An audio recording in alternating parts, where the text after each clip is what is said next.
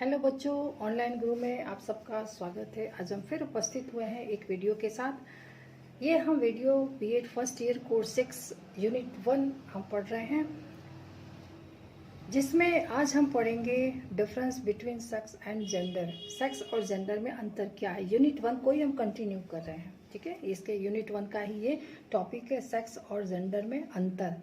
तो सेक्स और जेंडर में अंतर क्या है, इसे हम देखेंगे।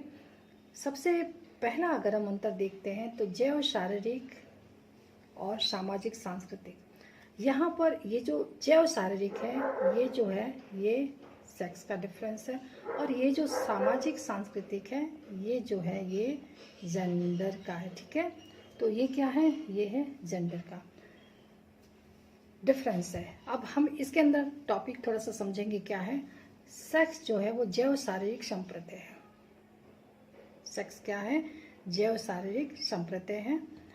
यानी कि जैसा कि हमने पहले भी आपसे बताया कि ये शारीरिक संरचनाओं पर आधारित है, जबकि जेंडर जो है सामाजिक और सांस्कृतिक संप्रदाय है।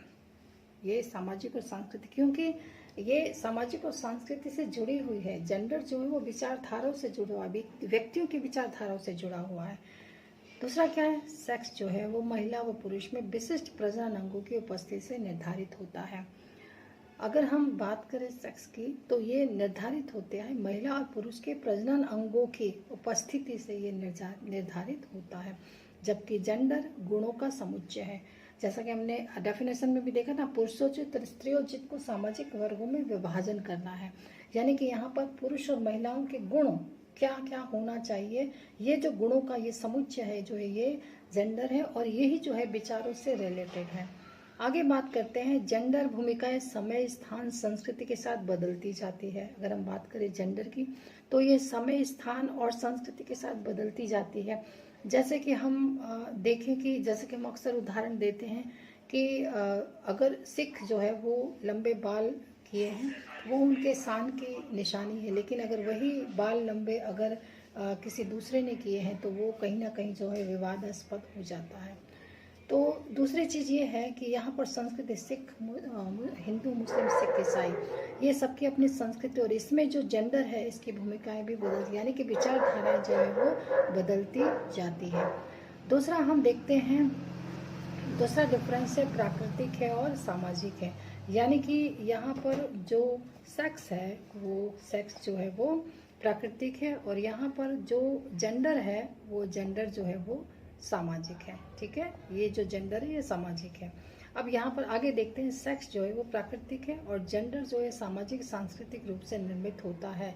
जैसे कि हम देखें कि महिला व पुरुष की शरीर प्राकृतिक रूप से निर्मित होती है। सेक्स यानी यहाँ पर क्या है, प्राकृतिक यानी नेचुरल रूप से बालक या बालिका का जन्म होता है, परंतु शरीरों में परिवर्तन सामाजिक सांस्कृतिक मांगों के अनुसार किया जाता है। पर समाज में कहा जाता है ये लड़की है या लड़का है। तो ये जो ये सामाजिक और सांस्कृतिक जो ये परिवर्तन, जो ये बीच में जो भेद किया जाता है, ये सामाजिक और सांस्कृतिक मांगों के अनुसार किया जाता है।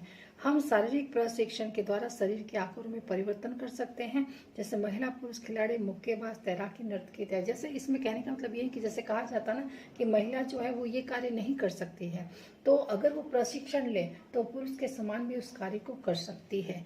दूसरी चीज है कि नर्तकी अपने शरीर, अगर पुरुष भी नर्तक होता है तो ये प्रशिक्षण के द्वारा हम इसमें परिवर्तन कर सकते हैं। तो ये हमारा जो डिफरेंस है ये दूसरा है, प्राकृतिक और सामाजिक। इसके बाद हम देखते हैं तीसरा डिफरेंस है। तीसरा डिफरेंस है सार्वभौमिक और स्थानीय। ये जो सार्वभौमिक है ये सेक्स का है, ठीक है, ये सार्वभौमिक है, और यहाँ पर जेंडर का जो है वो स्थानीय है। यहाँ पर सार्वभौमिक का मतलब ये है कि आपको सेक्स जो है वो पूरे विश्व में एक समान देखने को मिल जाएगा। लिंगों के मध्य जैव शारीरिक अंतर पूरी दुनिया में एक जैसी होती है, परंतु पुरुष एवं स्त्री गुणों के मानकों की प्रकृति स्थानीय होती है।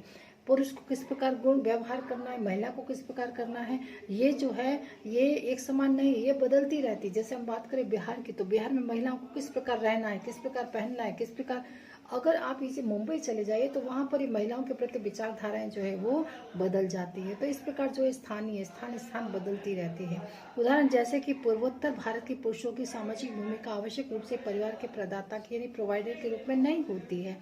अगर हम बात करें यहाँ पर उदाहरण के द्वारा, तो जैसे पूर्वोत्तर भारत है, उनकी कोई जिम्मेदारी नहीं है कि प्रोवाइडर के रूप में परिवार को जो है वो प्रोवाइड करे, प्रदाता के रूप में, जैसे कि असम है, मेघालय, मिजोरम इत्यादि। पर एक उत्तर भारतीय पुरुष के लिए यही सर्वाधिक महत्वपूर्ण भूमिका होती है, यानी इसे मस्ट माना जाता है, महत्वपूर्ण माना जाता है। तो ये स्थान के अनुसार जो है वो बदलती रहती है। इसके बाद आगे हम बात करें कि जो सेक्स है, जो है सेक्स वो स्थिर है और ये जो है ये परिवर्तनशील है। ठीक है, ये स्थिर और ये परिवर्तनशील है, यानी कि जो सेक्स है वो सेक्स जो है वो स्थिर है, हमने पहले भी कहा, और ये जो है ये परिवर्तनशील है। ये परिवर्तनशील क्या है, ये जो जेंडर है, ये जेंडर जो है वो परिवर्तनशील है। ठीक है, और ये जो सेक्स है, ये सेक्स जो है वो स्थिर है। अब एक उदाहरण द्वारा समझे, इसका तात्पर्य कि जन्म से प्राप्त जैविक लिंगों में कोई परिवर्तन नहीं होता, अर्थात यह जन्म से मृत्यु पर्यंत नहीं बदलता है। अब आप कहेंगे मैम इतनी टेक्नोलॉजी आ गई है, टेक्नोलॉजी से तो जो पुरुष है वो महिला बन सकता, महिला पुरुष बन सकता, जैसा कि आप इसमें देख रहे हो, जेंडर जो है ट्रांसप्लांट। ठीक है, यहाँ पर जो ये पुरुष है, यही पुरुष जो है ये महिला, इसने जेंडर जो है ट्रांसप्लांट किया है। ठीक है, लेकिन इसे जो हमारा समाज है, वो हमारा समाज इसे नहीं स्वीकारता है। ठीक है, हमारा समाज इसे गलत मानता है।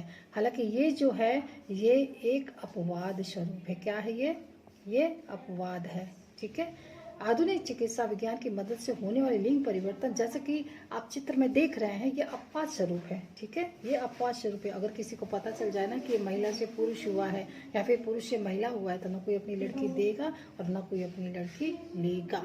क्यों? क्योंकि हमारे भारतीय समाज में ये स्वीकार्य नहीं है। इसके बाद परंतु जेंडर भूमिकाएं परिवर्तनशील होती है। जैसे एक अच्छा, जेंडर भूमिका जो परिवर्तनशील है, क्यों? जैसे हमने इससे पहले भी उदाहरण दिया कि एक सरदार पुरुष के लंबे बाल सहज है, वहीं गैर सरदार पुरुष के लिए मानकों के विपरीत है। अगर हम बात करें अदर स्टेट की, तो वहाँ पर अगर पुरुष के लंबे बाल है, जैसे बिहार और यूपी की बात करें, तो वहाँ पर अगर लंबे बाल है तो वो जो है सहज नहीं माने जाते, लेकिन एक सरदार जी के लिए लंबे बाल सहज होते हैं। ठीक है, तो इसका मतलब है कि ये परिवर्तनशील है जेंडर। तो बच्चों आज हमने ये जो इसका डिफरेंस देखा, और ओके बेटा, आज के लिए बस इतना ही। थैंक यू बेटा।